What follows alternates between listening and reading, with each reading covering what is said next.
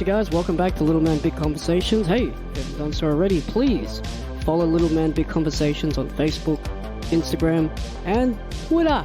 And here's part 2 with Andrew Hansen. You mentioned about writing just then, and the writing process being that, there was a team of writers and you were all throwing out sort of these one-liners or these bits and these sort of ideas and all coming together. I do want to mention a writing process for yourself that you created a specific piece. And for those of you out there that may have missed the era of the Chasers War and everything, I believe the clip is on YouTube. You may remember this song, Andrew. It's called the Eulogy Song. And yes. There was a period of time there where, ironically, the Chasers War and everything, once this song had come out, the war then sort of became against you guys.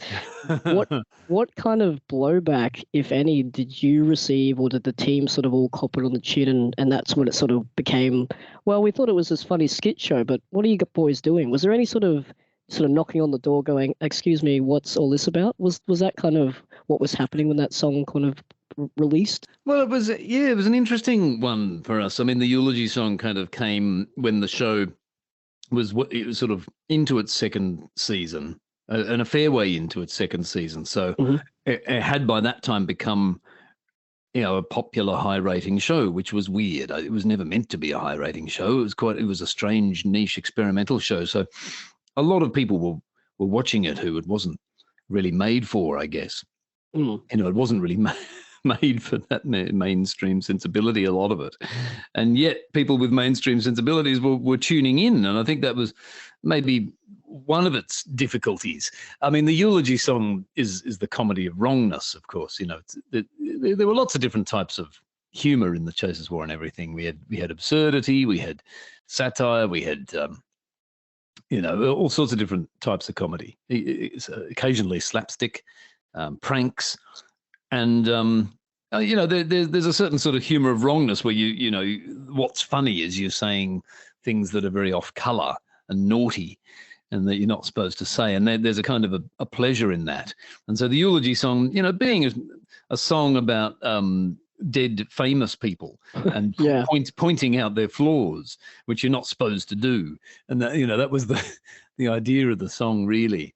The first version of the Eulogy Song actually came from a play which Chris Taylor had written the script for, and I had composed the music. It was a musical play.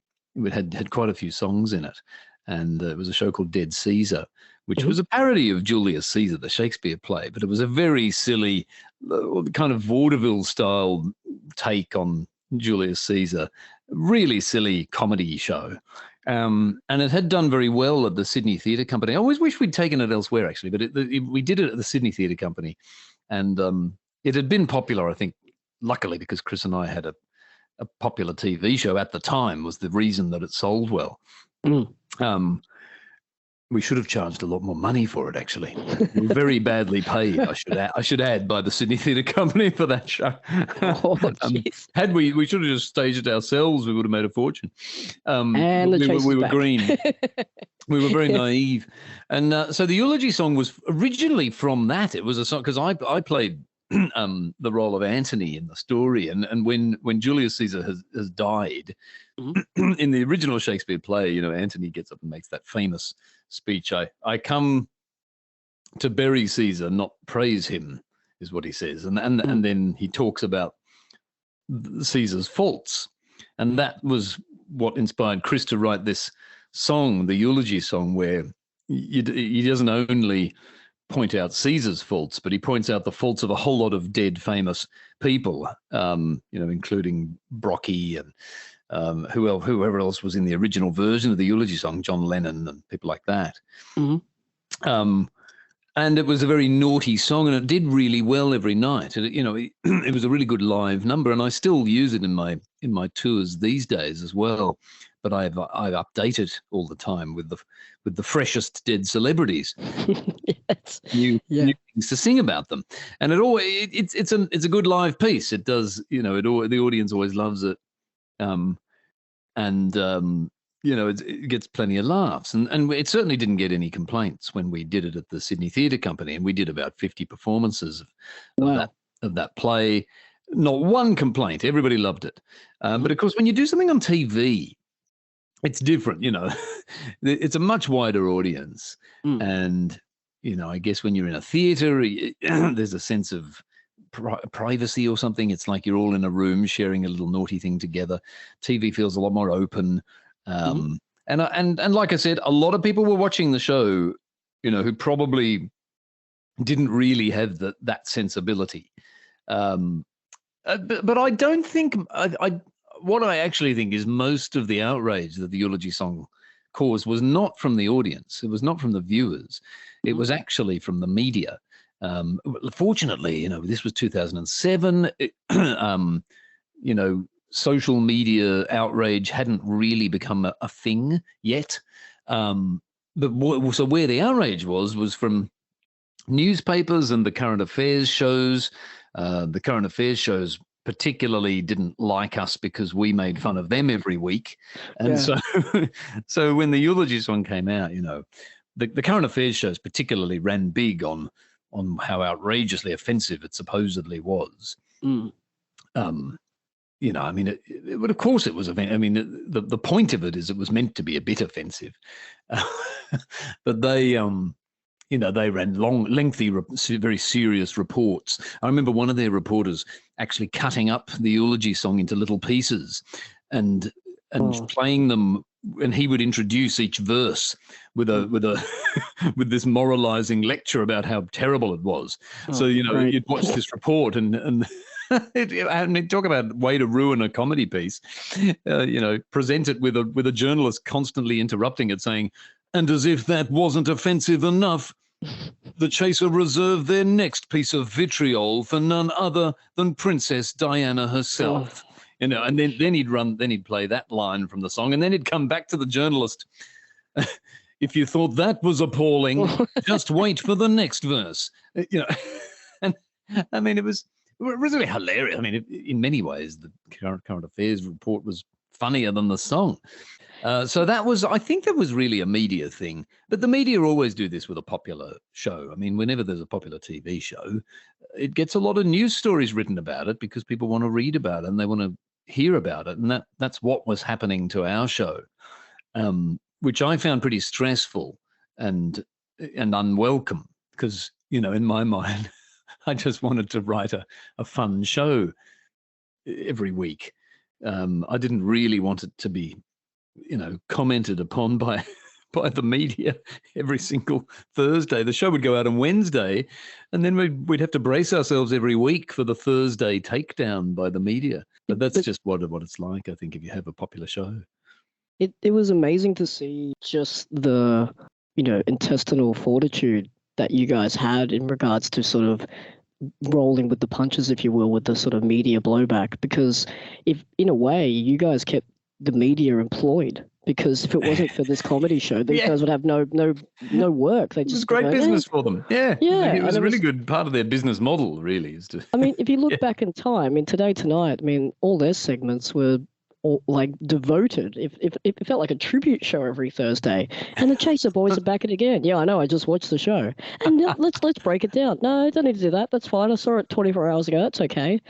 And I think when you started going to their offices, and turning up and going, oh, apparently they're dead. You walked in with a skeleton, and then I think that for me was the point where it was like, this is what needs to be done, because the insanity of the power that these sort of, these shows that sort of glorify, terrible situations the general public is in. For example, there's always stuff on property, like this person has a fence and the neighbor next door is insane. There's this blurred out Yeti footage of a neighbor with a garden hose, piss off. And you're like, well, this is just regular suburban life. Why are you making it like, oh, there they are, there's the Yeti neighbor? And I think for you guys to sort of turn around and going, no, we're not doing this. We're not going to hide from that. I think it shows, to be honest, Andrew, and this is no, blowing smoke. I think it was the last comedy show to have a backbone, because you were doing these things on a weekly basis and targeting, as the show says, everything. But then coming back and going, yeah, well, that's the insanity of it, and watch how they react, because it's going to be more insane. And the situation you've just described, where the guy's trying to break down a song in a skit out of context, there's always this rule I have. It's like, yeah, out of context, everything sounds insane. But if exactly. That's what they rely on, those shows, I think, is removing the context. And columnists too. I mean, Andrew Bolt does it, and he, I think he's being pretty disingenuous when he does it, because he's a writer himself. He's a good, effective writer. He's a smart guy. But he knows that if he pulls things out of context, he can make them look a lot worse than they really were.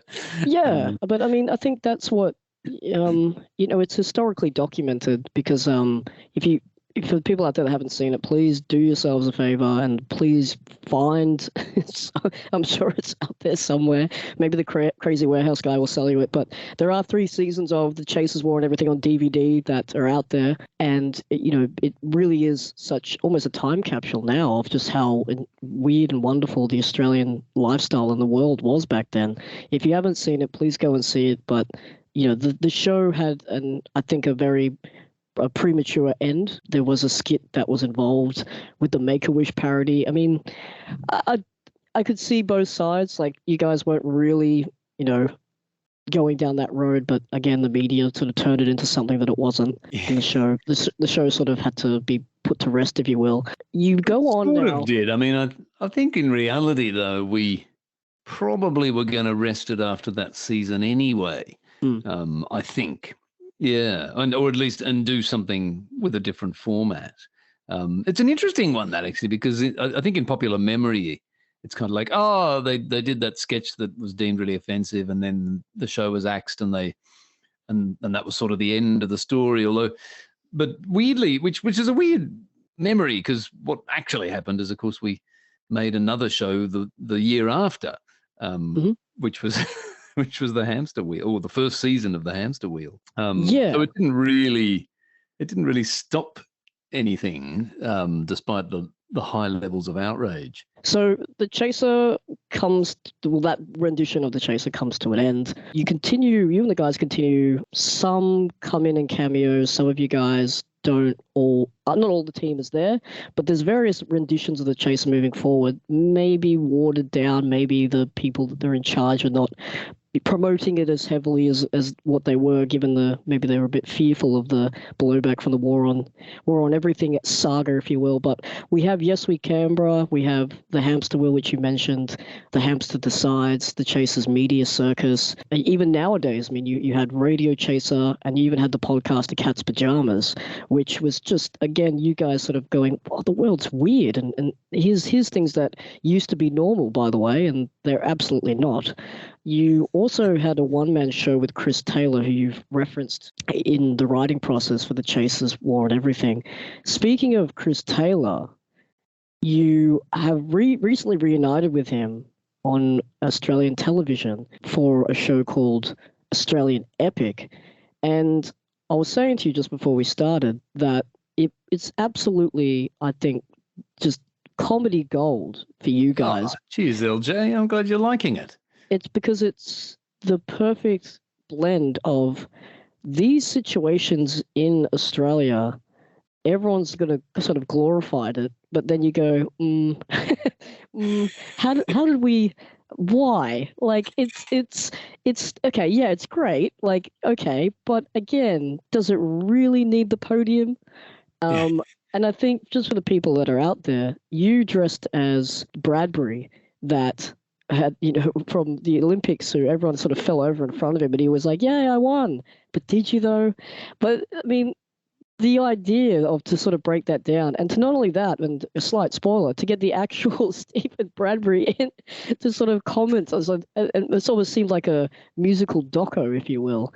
That process, because you're also touring as well with your latest, as of this recording in 2023, your latest stand-up show, Andrew Hansen is Cheap.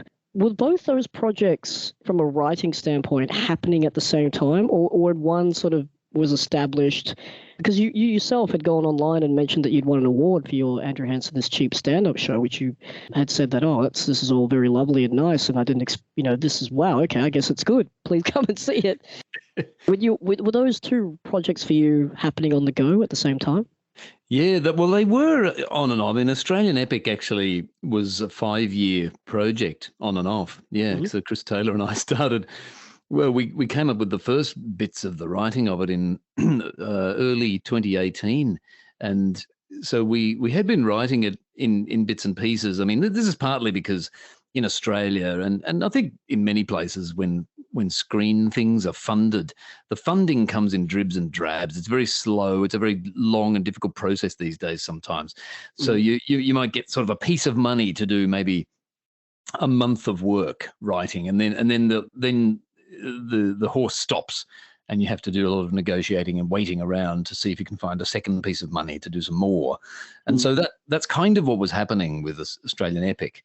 It was a very difficult project. It had a lot of roadblocks along the way. You know, it began at SBS, and then they told us they couldn't afford to make it, and so we had to shop it around to another network, and that took a long Wow. time. And then ABC luckily picked it up, but then ABC said, "Oh, actually, we can't afford to make it." But then they found some accidental money that they could put towards, Oh, and then Monopoly yeah, guy, insert Monopoly guy image here. Hey, bags of yeah. money.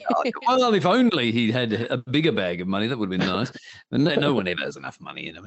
And then, you know, it also required money from Vic Screen, which is, you know, one of the film funding bodies in Australia. It's the Victorian one. So it was all very piecemeal. And I actually did 3 different solo tours during the making of Australian Epic. Mhm. I I toured in 2020 or tried to, and then again in 2022 with a new show, and Mhm. then I did a third show in 2023. And this whole time I was concurrently making Australian Epic with Chris Taylor as well. So it was a 3-tour TV series Wow. in the making of it. It came up against all sorts of roadblocks and issues, and so when it finally got released, it was enormous relief. I mean, sort of Chris and I were pretty exhausted actually, and a bit traumatized by the whole process because it had had so many difficulties. Not exciting difficulties, nothing really sexy or controversial. Just a lot of very boring bureaucratic and legal things that had to be sorted out.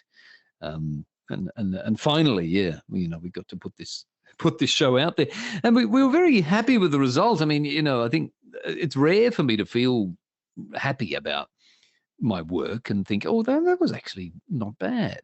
But I do think that about Australian Epic. I think it's very polished, and well, it should be polished because we put so much bloody work into it, and a lot of love and a lot of fighting to get it out there. Um, I mean, one of its roadblocks was there was a new suit arrived at the ABC Oh no. just fairly recently, who Mm. took a stern dislike to the show, and in particular to one episode. And so we had to, Oh which was no. weird because the previous suits had loved the show, and this Mm. can happen at networks. You can have some bureaucrats working there who are really behind something, and then somebody new comes in and goes, "Oh, what's this? What's this garbage? Get rid of this."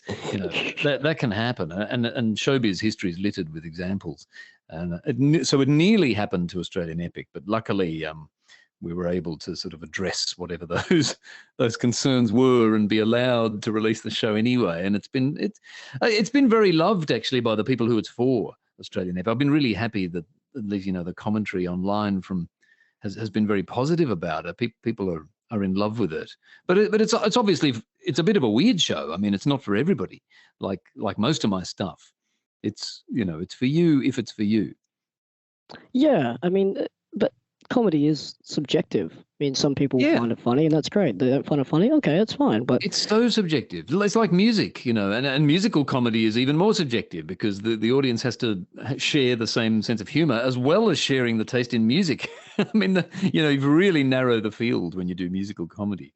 well, I think it's because it's so rare. Mm, Because you have scenes in comedy movies, for example, where the guy's going through a situation and he sort of breaks that into song. I mean, The Lonely Island, that American trio did sort of comedy music, if you will, and released sort of comedy music albums. But doing musicals about comedy is so rare, and then when it comes up, it's almost it's almost like the hairstyles you used to have on the show of the war and everything, where every week that sort of emo hairstyle eventually turned into some sort of Dragon Ball Z wig by the end of it. Like, it was almost sort of weird and wonderful. And you go, oh, do I comment on this? I mean, it's fine, I guess. But again, I don't want to spoil it for people that haven't seen it. But all I can say is, if you're definitely a fan of The Chaser, and I'm assuming so, otherwise this is a very strange episode. And you're feeling tuned out long ago. very strange episode if you're not. But yeah, it is absolutely worth the time and energy to.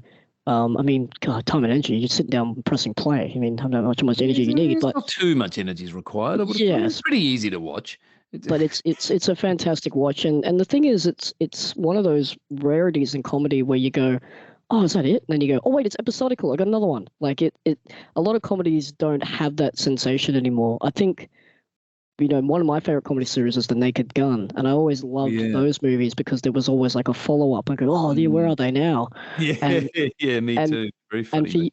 And for you guys, with this TV show, primarily, it's got that same sense. It's like, oh, where are we going to go next? What's the topic next? And the topics that you guys have chosen and broken down and turned into comedy music is exceptional. So for anyone that's a fan of music and comedy, please go and watch it, because it is definitely worth the time to sit down and go, oh yeah, wow, Australia is weird, and this is awesome. I agree, LJ. It's worth the time. Well, I'd hope so. Otherwise, it's an all right show. I'm not. That was a nice plug. I'm loving your plugs, by the way. I wish you were working for ABC Publicity. Oh, I'd be wearing a suit. What's all this garbage? No. Sending spruikers to my house. So I know that we're gonna hit the wrap up point here, but before we go, there's a portion of the podcast that I want to just quickly get your insight on.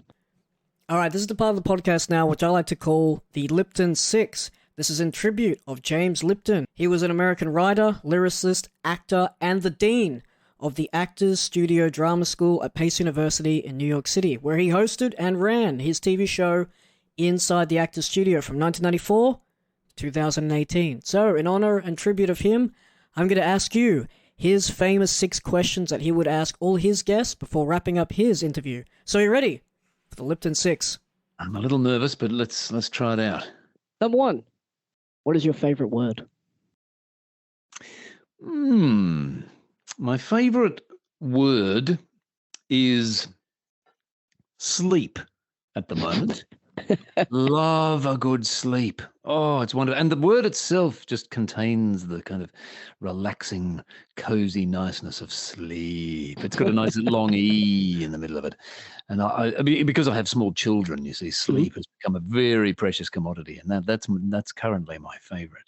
What turns you on? Now, it can be something that you go, I can't wait to go to work. I'm so excited to do this. Is there a passion project? Is there something that when, it comes up, you go, oh, I gotta love doing this? Could be like, do you like performing on stage, writing? Like, what gets you excited? What fires you up? Silliness. Yeah, if something's got an element of silliness and an element of lightness about it, that gets me excited. I mean, and a lot of things you can find silliness in something, even if it is not obvious to other people. And I think that's important, especially if you're writing comedy. Obviously, you've got to be able to find what's silly about this. And so some of my favorite comedy writers have inspired me that way, because they've found silliness in things where the silliness is not obvious. And so I like to try and think, what would they make of this situation? And then I get excited about it. What sound or noise do you love? Hey, that's a really good one. I love the sound of a ski lift. Because I adore skiing, and skiing's one of my favorite things to do. I haven't done it very often, I must say, in the last many years, but for various reasons. But yeah, when I hear that chug chug chug, the sort of grinding of the ski lift that you hear when you're at the queue, I just get transported. Love that sound. What is your favorite curse word? I'm a pretty fond at the moment of balls as a think that's a funny word because it's not super rude. And in many ways, it's actually not a rude word at all because it can literally be about tennis balls or something. But there's something very funny sounding about it. And it's sharp because it starts with a nice plosive sound. And, you can say it angrily, but it doesn't sound too aggressive either. It sounds simultaneously aggressive and harmless at the same time. What profession other than your own would you like to attempt? Well, I mean, I'm often drifting towards the thought of being a librarian. I feel like being a librarian would be wonderful. It's something I've always kind of wanted to do ever since I was very, much younger.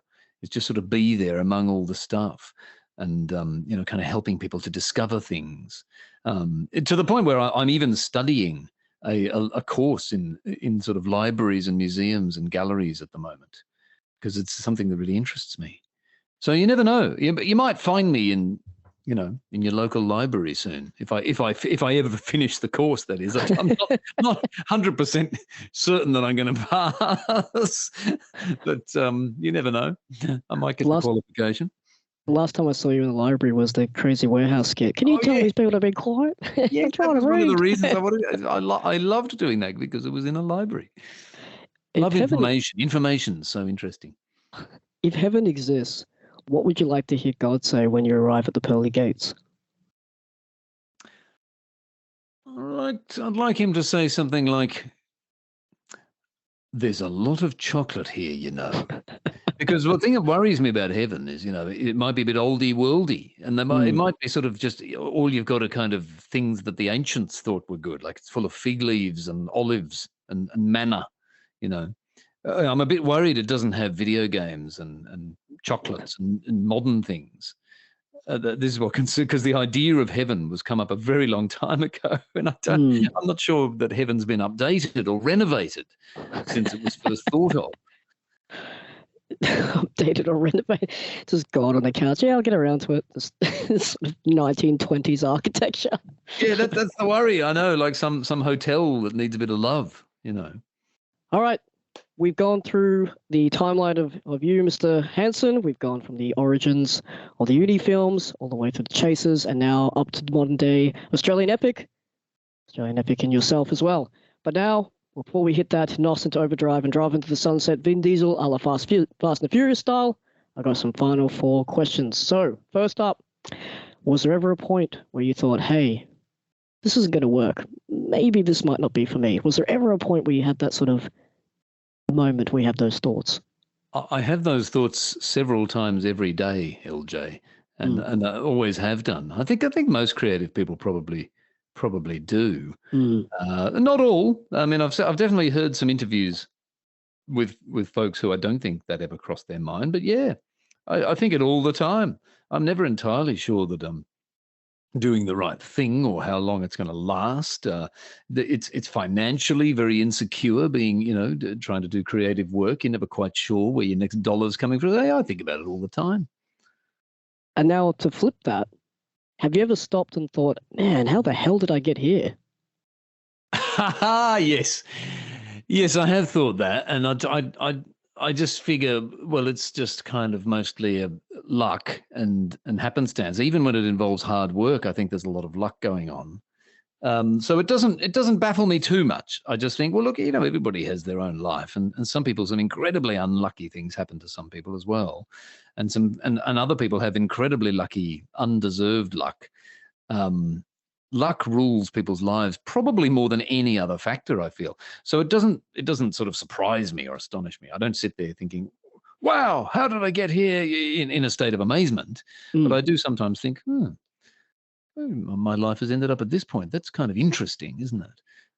But not astonishing. To follow up on that one, at this age, looking back, during all those creative processes, maybe even having a thought of, where would I be in 10 years time, 15 years time, coming out of the war and everything, for example.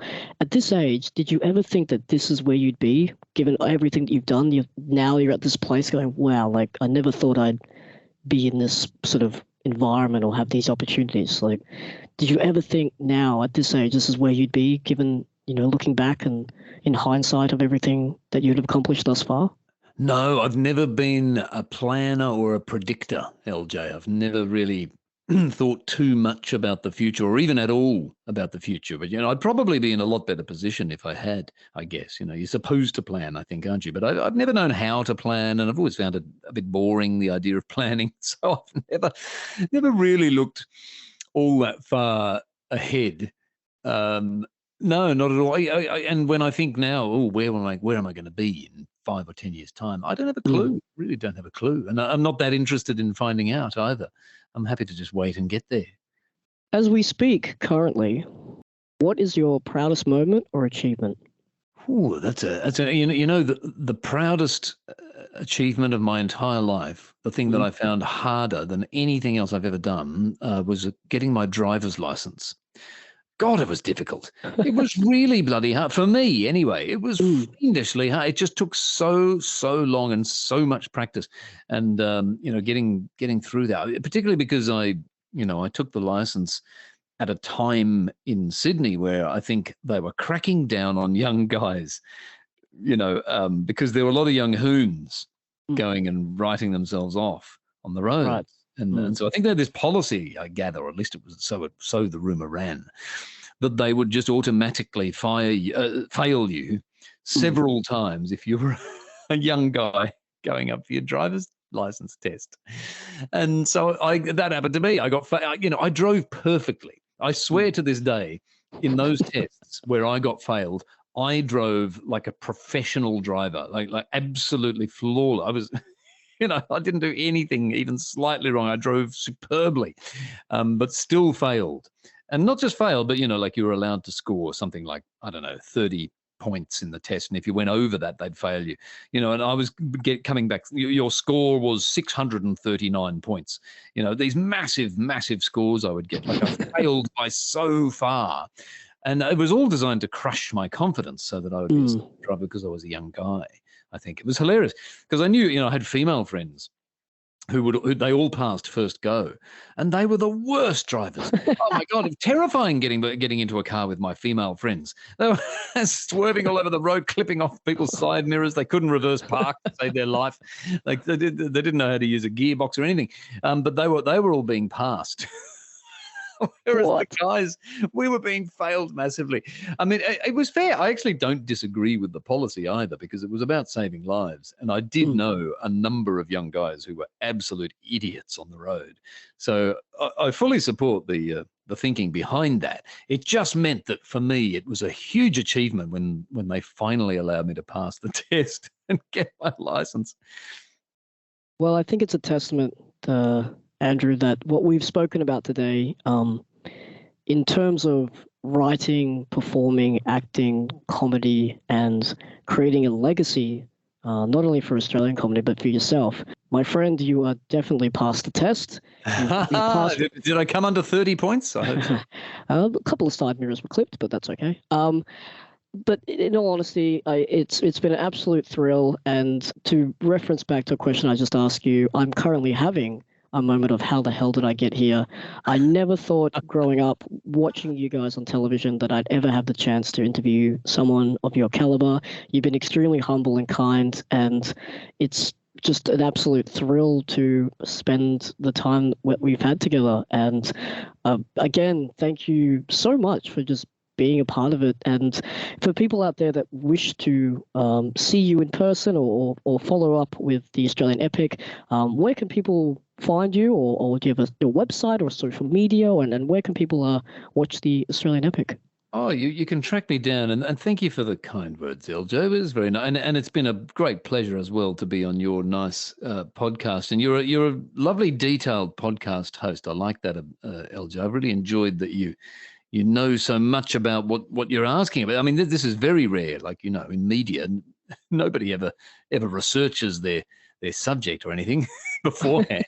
So that's been really, really nice. Oh, that's very kind. Well, you can track me down online at mrandrewhansen.com, and that's got all the links to stuff I'm doing. I can't promise that I've updated it lately, but I'll try. And, or you can hunt me down on I do a little bit of Facebook and Instagram, not much. Most of my social presence is on. Well, unfortunately, I've hitched my wagon to Twitter, now known as X. Well, so I sometimes I do send a few X's. You can find me there. Yeah. Or even on Threads. Occasionally I remember to open Threads. Do you use Threads, LJ, ever? No. I've heard the rise and the sharp decline very quickly of Threads, so I thought maybe I should steer clear. So no, I don't do Threads. But people out there that have Threads, please follow Andrew. Occasionally it crosses my mind to write on Threads. Please, if you haven't already, please go and see Andrew live. It's very much going to be such an entertaining night out. I can't rave this man highly enough. So please go to MrAndrewHansen.com, follow him on social media, do yourself a favour, go see some Australian comedy, and Andrew will make a night to remember. I will give you something to remember. Thank you again. We'll catch you next week. Thanks so much, LJ. Bye now.